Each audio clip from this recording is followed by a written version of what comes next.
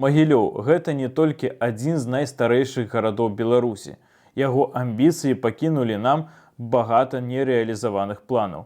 А ці ведалі вы, што ў гэты горад гатавалі перанос сталіцы і умоўная копія Верховнага Савета не адзіны магчымы будынак той эпохі. У гэтым відэа вы пазнаёміцеся з 5 забытымі праектамі 20 і 21 стагоддзя, якія маглі значна змяніць гарадскі краявід. Але перад пачаткам не забудзьцеся падпісацца на гэты канал.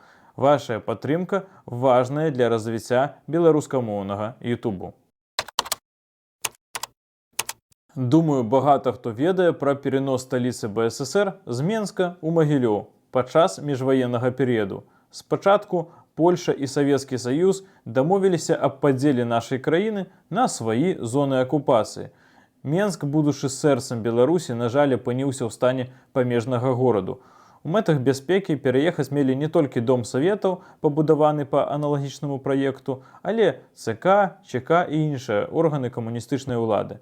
Быў створаны план перабудовы Магілёва пад сацыялістычную сталіцу з плошчай пад парады і іншай манументальнай архітэктурай. Але пазней камуністы чарговы раз дамовіліся з нацыстамі наконт падзелу Польшы. Менск зноўку стаў тылавым горадам і цэнтрам БССР. Перанос скасавалі, пакінуўшы нам багата цікавых праектаў. Якая чырвоная сталіца без сталінскай вежы? Новы архітэктурны ансамбль запланавалі на самым панарамным месцы фактычна твары ўсяго гораду. На фота сучасная савецкая плошча.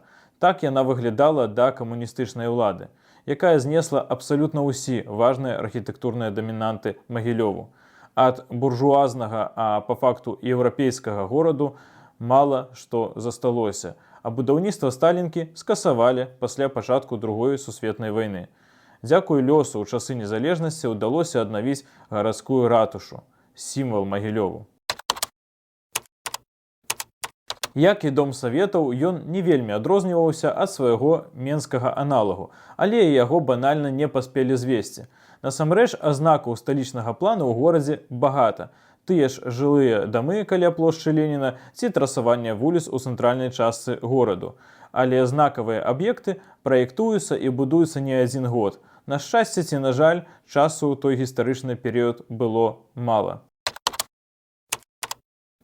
Чырвоная ўлада лічыла варожай не толькі іншыя погляды, але любое нагадванне не іх цывілізацыйных каштоўнасцяў. Нягледзячы на анафему ад маскоўскай царквы, якую горад атрымаў за вызвольчае паўстанне, у Магілёве было багата прыгожых рэлігійных аб'ектаў, кожны са сваёй унікальнай архітэктурай. На жаль, нават у параўнанні з іншымі гарадамі Беларусі была знесена іх абсалютная большасць. У супрацьвагу гэтаму факту планаваліся будынкі з новым рэлігійным сімвалам. Такім мог стаць драматычны тэатр па праекту вядомага ўсім Іосіфа Лангбарда.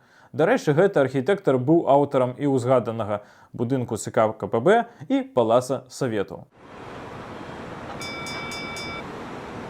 Сябры, нагадваю пра унікальную магчымасць не толькі падтрымаць канал, але і напрамую удзельнічаць у яго развіцці. Ужо зараз працуе чат, дзе я дзелюся працэсам стварэння відэа. Мы абмяркоўваем тэмы будучых ролікаў і не толькі. Іншыя бонусы і падрабязнасці на старонкі спонсарства пад гэтым відэа. Давайце разам зробім стабільны праект папулярызацыі ідэй утульнага гораду. Перанесемся ў наш час. Шчыра кажучы, наколькі я разумею, гэта праект студэнцкага конкурсу, але эскіз мае аўтарскія правы дзяржаўнага праектнага бюро, які размясціў сайт мясцовага гарвыканкаму. То бок, кіраўніцтва горада ганарыцца гэтай ідэяй. Называецца яна хуткасным трамваем, які, безумоўна, як від транспарта патрэбны гораду, але атрымаўся футурыстычны мікс маскоўскай манарэйкі і лёгкарэйкавага транспарту Астаны. Абодва праекты пацярпелі паразку. Увесь так званы трамвай знаходзіцца на эстакадах, што не толькі робіць будаўніцтва дарагім, але і стварае сур'ёзныя перашкоды даступнасці. Хуткасныя трамваі – гэта не нейкі кіберпанк. У большасці гарадоў дзеля іх ствараюць вылучаныя ад трафіку полосы ці плошчу для рэйкаў. Яшчэ трамваям аддаецца перавага ў светлафорных фазах. Гэта стварае больш моцны за аўтобусы від пазавулічнага транспарту. Не трэба багата эстакад, наземных станцыяў і іншых атрыбутаў фантастычных фільмаў.